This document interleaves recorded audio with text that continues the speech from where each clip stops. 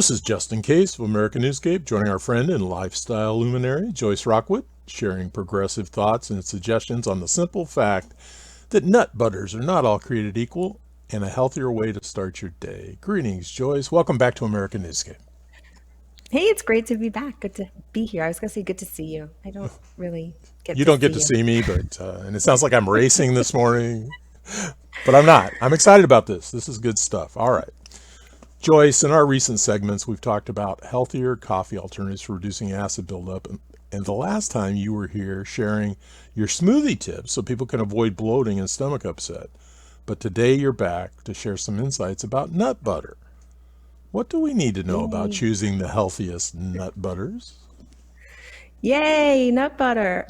Nut butter, yes, we're so excited. I think on the coffee segment, we may have lost some fans. Hopefully, they'll come back. And now we get to reel them in again with some healthier alternatives for choosing the healthiest nut butter. How to go about doing that? Why is nut butter even a topic today? Well, it's a topic because I have been meeting a lot of individuals telling me how bloated they are. And then when they tell me what's going on in their smoothies in the morning, I was like, that's why. Yeah. So I thought it would be helpful for our people as well to know a little bit more about how to choose one and what goes into the science behind why sometimes you're eating nut butter and you're like, whoa, I feel pretty bloated. I feel like a brick landed in my belly is often the comment people share with me. So last time I was here speaking with you about the smoothie pitfalls, right? And I shared some of those healthier recipes.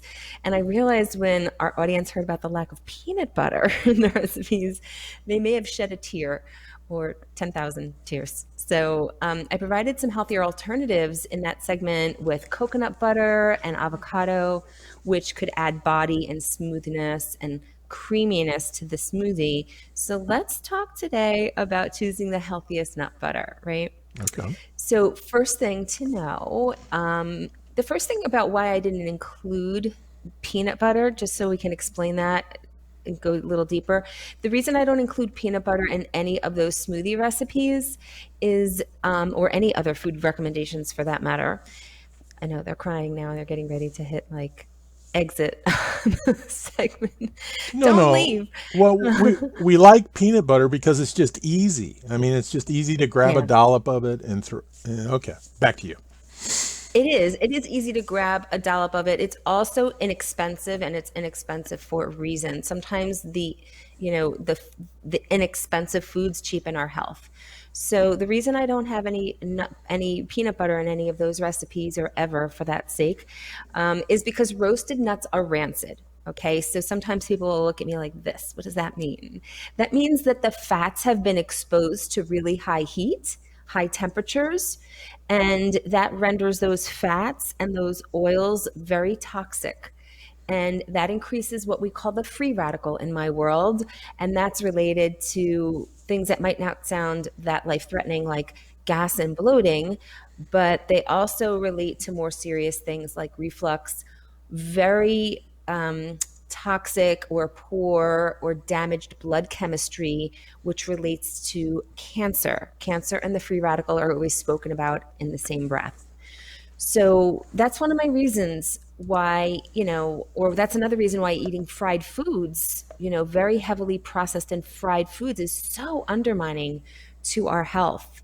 The oils are exposed to these very high heats, these high temperatures that cause serious damage to our cells, right? So if anyone's had any kind of cancer scares, has had any precancerous cells, has had cancer, the very first course of action is pull out all of the highly heated oils in your foods, the highly fried foods, right? Very damaging to the cells. All right. So let's talk about why and how nuts are roasted.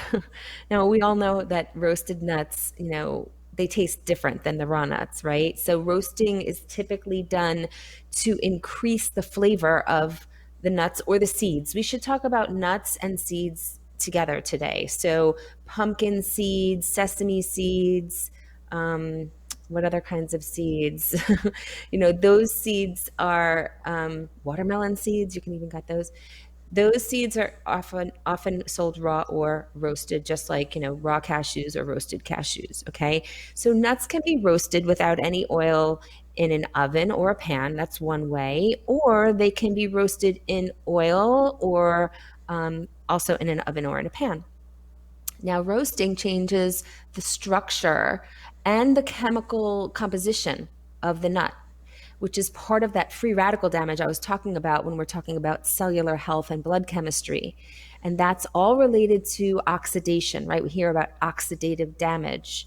Like, people might wonder what that really means. If you cut open an apple and it looks beautiful and then you leave it out on the table for a few hours and you come back, it's going to start turning brown. That's oxidative damage, okay? Roasting also changes the color. We were just talking about the apple. And it decreases the amount of moisture in the nuts, which makes it crunchier. A lot of times people like the roasted nuts, not just because of the flavor, because they're also a little crunchier, right? And a lot of times people are eating for texture. And we tend to eat with our eyes. We tend to like gravitate towards foods based on like how they resonate with us visually first. So if you control the temperature and the time, you can reduce that amount of rancidity or oxidative damage, because a lot of times people are not comfortable or they're not used to the flavor of eating raw nuts in the beginning. So I talk a lot about transitional steps. So one of the transitional steps you could take to moving away from highly roasted or high temperature roasted nuts that you're buying in the store, because those are going to be done at high temps because they're doing it quickly, is you could buy the raw ones and then do this like slow roast at a lower temp, and you won't have as much of that damage. So you control the temperature at home, you control the time, and you can reduce the amount of rancidity or that oxidative damage or the damage to the fats themselves in the nut. But I personally think, it's still going to cause some kind of damage. So I typically recommend eating all your nuts and seeds raw, but that would be a transitional phase. Okay. So again, like process, not perfection. One more thing to think about, Joyce, is Yeah. the way they process dry roasted peanuts. We all love those dry roasted peanuts, but I believe people are just craving salt, because they use a Yeah. tremendous amount of salt in the drying process, because it expedites that drying and Oh, adds yeah. flavor to these nuts. That if you love potato chips, if you love dry roasted nuts, it may be an addiction to salt. Oh, absolutely. And, the thing is with that, it's like you just want more and more of what you're eating. Right? Hmm. It really kicks up the cravings. Those companies are not idiots. Yeah. You can get potato chips nowadays that are lightly salted or unsalted even. So, because a lot of people have like, you know, high blood pressure issues and things like that. So some of those companies are taking those things into consideration. Right. Okay. And with these air fryers now, people are making a lot of their own French fries and things like that at home, so you can control the amount of salt there too. Okay. All right. Back to you, All right, Joyce. we digress. I digress.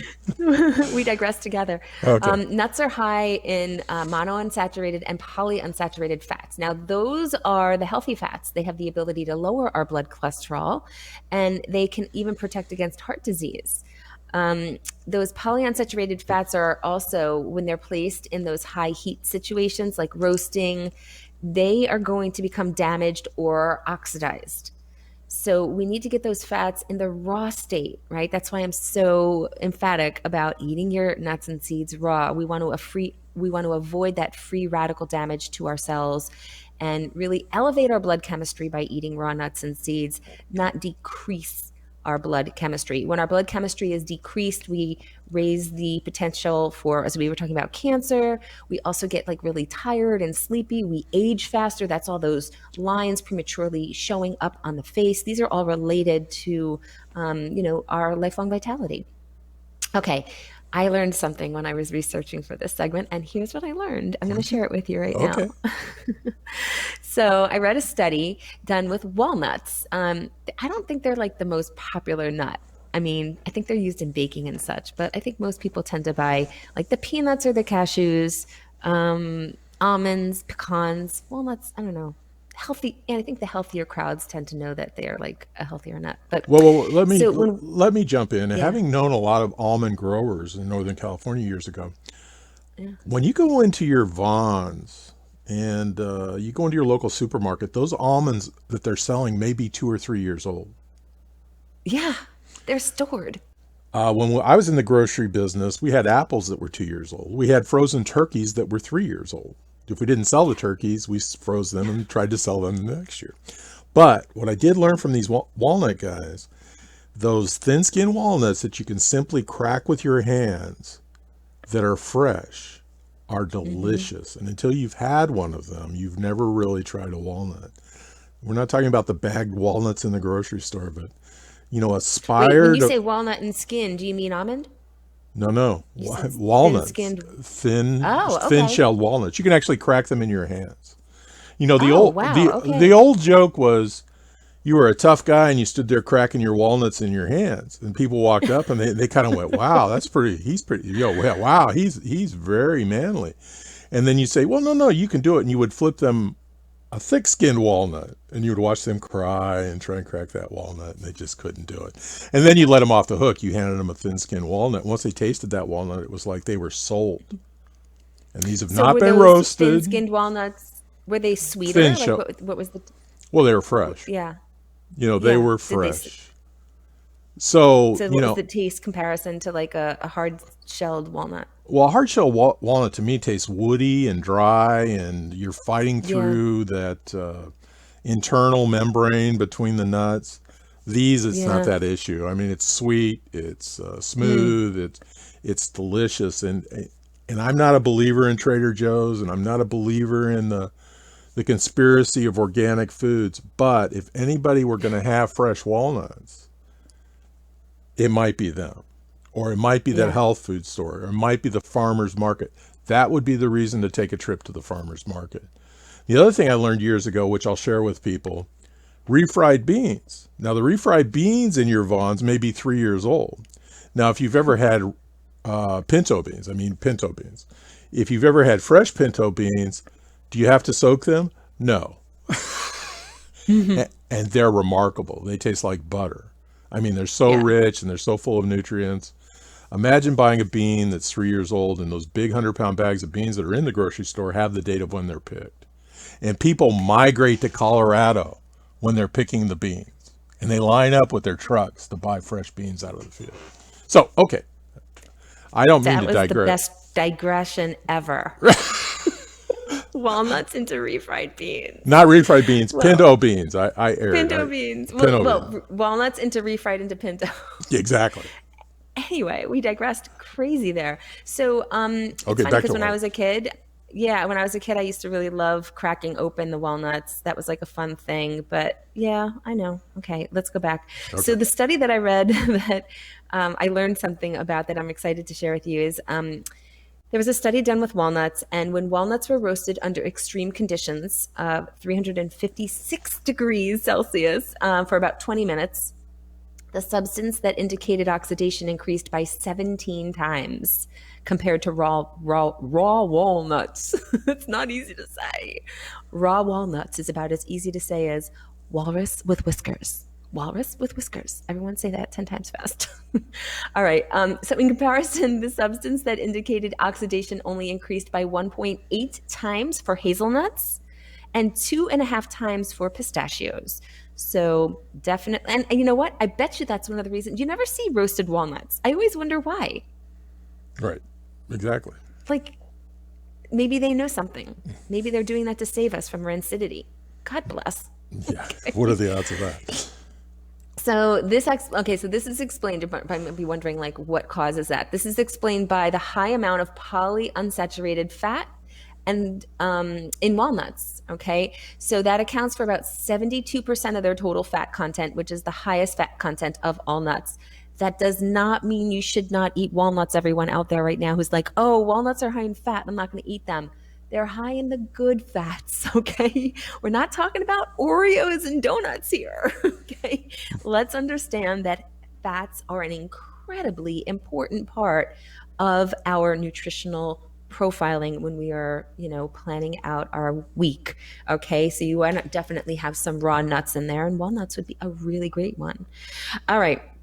In the same study, really quickly, and then we'll go into like how to choose a nut butter because I know that everyone's like chomping at the bit. In the same study, when walnuts were roasted at a medium temperature, here's why sometimes, processed nut perfection is okay, of 248 to 320 degrees Fahrenheit, the extent of oxidation was much lower. They didn't say what the percent was, but it was much lower. So there's another option for you. And that's the science that I wanted to share. I have a tip for you, though. I would highly recommend whenever you're buying nuts and seeds that you store them in the refrigerator or even in the freezer if you are going to keep them for a very long time. That will reduce the oxidative damage and keep them very, very fresh. So if you don't do that already, get your nuts. Everyone should run. Put this on pause. Run to your refrigerator. Run to your cabinet and put all your nuts and seeds in the fridge or the freezer. All right, so what did we learn today? Well, the best nut butters are therefore the raw nut butters and seed butters. Peanuts, by the way, just to explain why I don't recommend peanuts, they're typically the ones that have the highest mold content because they're produced in such mass quantities. They're stored for such a long time. My mentor always said they're not fit for human consumption. He's like, kid, peanuts, they're not fit for human consumption. He says they're impossible to digest raw because the starches are they're very troublesome. They're not really matured. And the consumption then of having fats and proteins together, that ratio is very challenging. And that's why it's so burdensome, why people get so gassy when they eat roasted peanuts. The rancidity factor is very, very high. They'll tend to make you sleepy. They tend to make the blood toxic. So just, the peanut commission's going to come after me after this segment. Well, a lot of the world believes that peanuts are not nuts themselves since they grow underground. They're actually beans. Yes. They're not, that's why they separate. They'll sometimes see on menus peanuts and then you'll see tree nuts. It is confusing because people see the word peanut and then they're like, they assume it's a nut, which, I don't know who went around naming these things back in the day. Well, I did my first report in grade school on George Washington Carver. So being okay. being the king of peanuts, the man that brought peanuts into the world and gave us so many uses of them. But and the other thing, all these nuts, you're not even touching on allergies. And the allergies to some of the other nuts, like walnuts and pecans and things like that, are much lower than the rate of peanuts. And you've touched on the reasons why. Digestive issues, improper processing. Mold. Yeah. Okay. All right. So my mentor, his name is Gil Jacobs. He used to describe eating nuts like eating vegetarian steak. He was like, kid, nuts are dense foods. You're not going to walk down the street, at 3:00 eating a T-bone. He's like, nuts are dense. So your mentor is an herbivore? An herbivore? An herbivore. He's not a carnivore. He's not a carnivore. No. I'm just putting his rationale in perspective. I met him when he was 33 years old, and that was in 1993, and he looks about the same. Okay.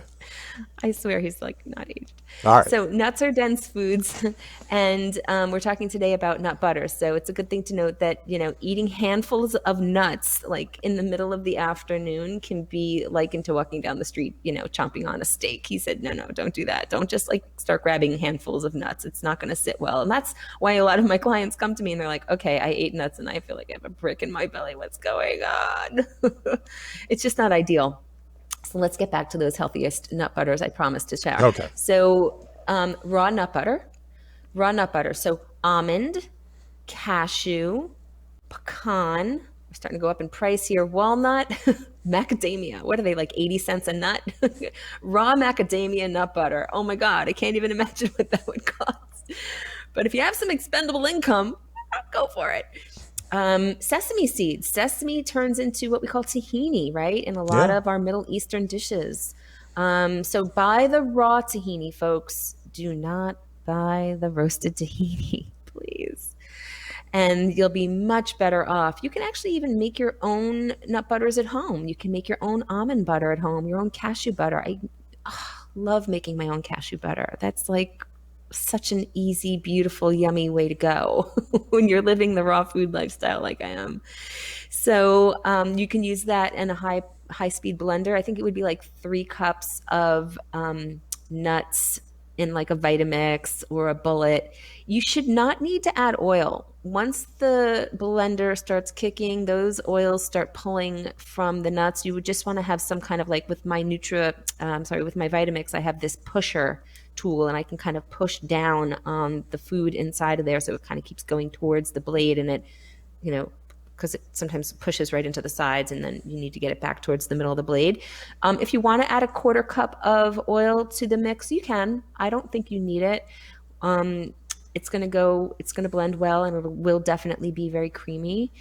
And so those healthiest nut butters are going to be the raw ones, the raw nuts and seeds. You can even mix together. You can mix, almonds and walnuts together or cashews and pecans. Have some fun with that.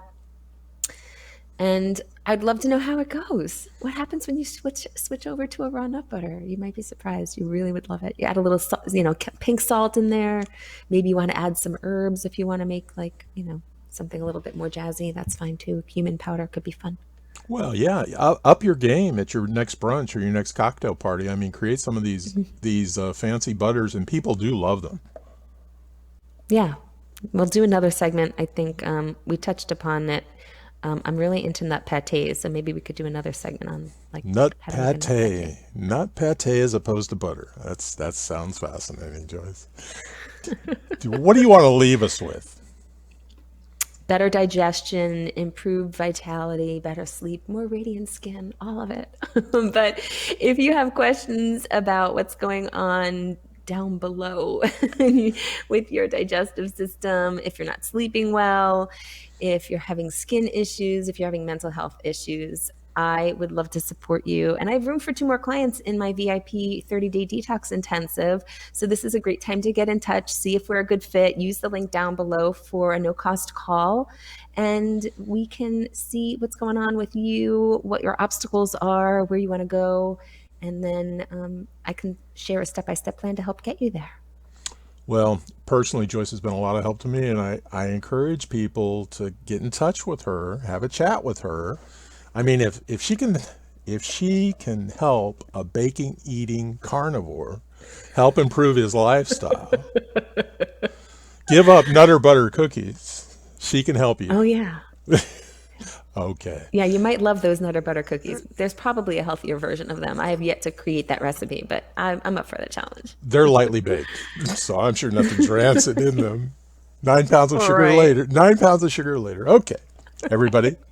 This has been Justin Case and Joyce Rockwood sharing how to choose your best path to health. Thanks for joining us. Remember, free gifts, additional information, and links are provided in this video's read more.